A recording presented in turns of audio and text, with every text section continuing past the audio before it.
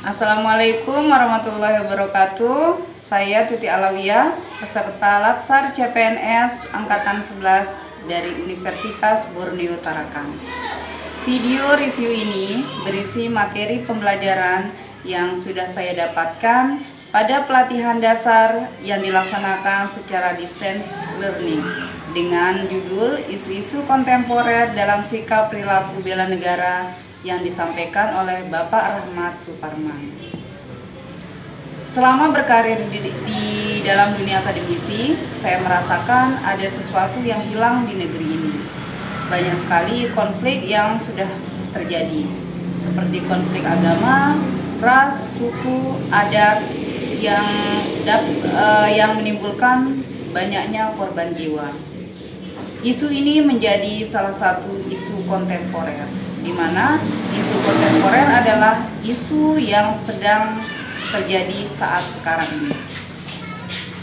Oleh karena itu, sebagai seorang ASN, isu kontemporer haruslah dihindari sesuai fungsi salah satu ASN, yaitu sebagai perekat dan pemersatu bangsa. Kemajuan suatu bangsa tidak dapat dicapai tanpa adanya suatu perubahan. Dan perubahan itu harus dimulai dari diri kita sendiri. Pada umumnya, negara-negara maju mencapai kemajuan dengan merubah mindset, kebiasaan, disiplin yang didukung oleh teknologi dan inovasi, bukan hanya sekedar mengandalkan kekayaan alam.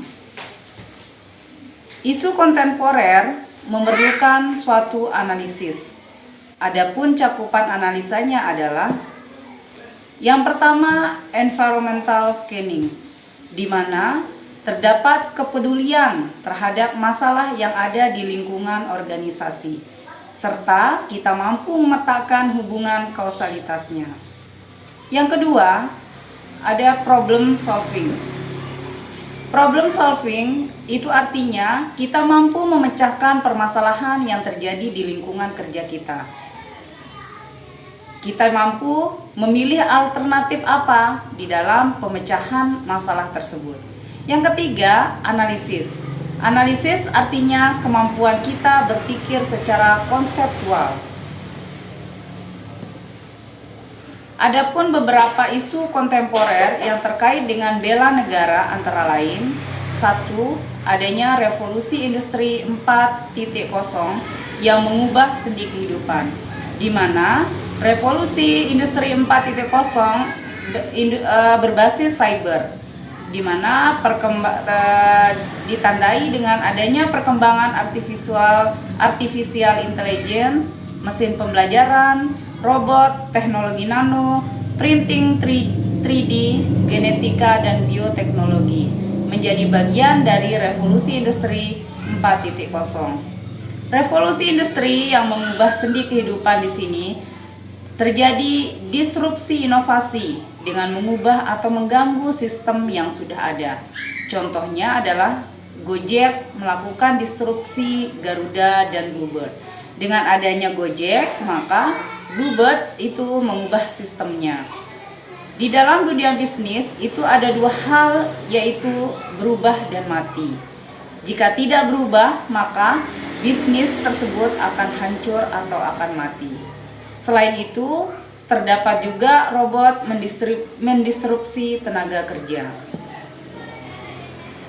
Yang kedua, isu kontemporer yang terjadi saat sekarang ini adalah kejahatan dunia digital, terorisme, serta paham radikalisme, di mana kejahatan dunia digital terjadi di dunia digital.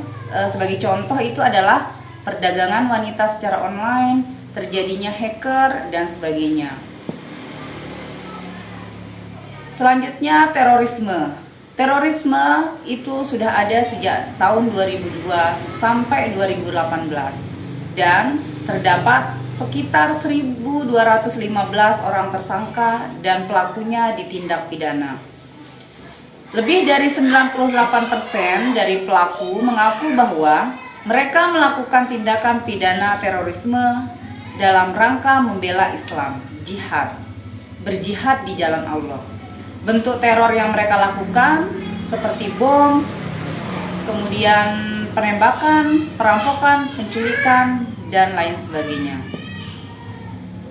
Apa itu paham radikalisme? Selain terorisme, ada juga paham radikalisme. Paham radikalisme itu adalah suatu kelompok atau gerakan politik dengan tujuan mencapai kemerdekaan atau pembaharuan. Di sini, target radikalisme di Indonesia yaitu remaja usia 17 sampai 24 tahun dengan kriteria anti Pancasila, anti Undang-Undang Dasar 1945, anti NKRI, dan anti kebinekaan.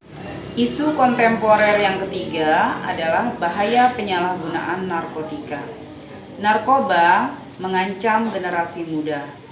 Sasaran narkoba pada umumnya adalah remaja, karena usia remaja adalah usia yang masih sangat labil.